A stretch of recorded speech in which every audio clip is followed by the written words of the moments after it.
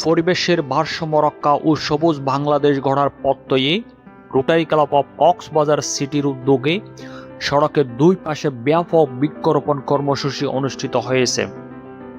Rotary club of Cox's Bazar সিটির বৃক্ষরোপণ কর্মসূচি 2026 প্রোগ্রামে বিভিন্ন প্রজাতির ফলজ, বনজ ও ঔষধি গাছের চারা রোপণ করা হয়।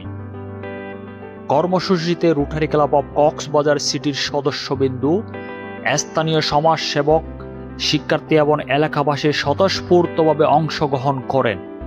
আয়োজকরা জানান, কক্সবাজারের জলবায়ু পরিবর্তনের বিরূপ প্রভাব মোকাবেলা, পরিবেশের ভারসাম্য রক্ষা এবং ভবিষ্যৎ প্রজন্মের জন্য একটি সবুজ ও বাসযোগ্য পরিবেশ নিশ্চিত করার লক্ষ্যে এই উদ্যোগ গ্রহণ করা হয়েছে।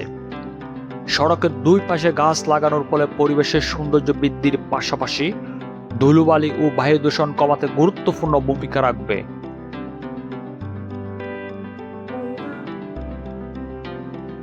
রোটারি ক্লাব অব কক্সবাজার সিটির সদস্যরা বলেন, সামাজিক উন্নয়ন ও মানব কল্যাণমূলক কর্মকাণ্ডের পাশাপাশি পরিবেশ সংরক্ষণও তারা নিয়মিত কাজ করে যাচ্ছেন। ভবিষ্যতেও তারা এই ধরনের বৃক্ষরোপণ কর্মসূচি অব্যাহত রাখবেন।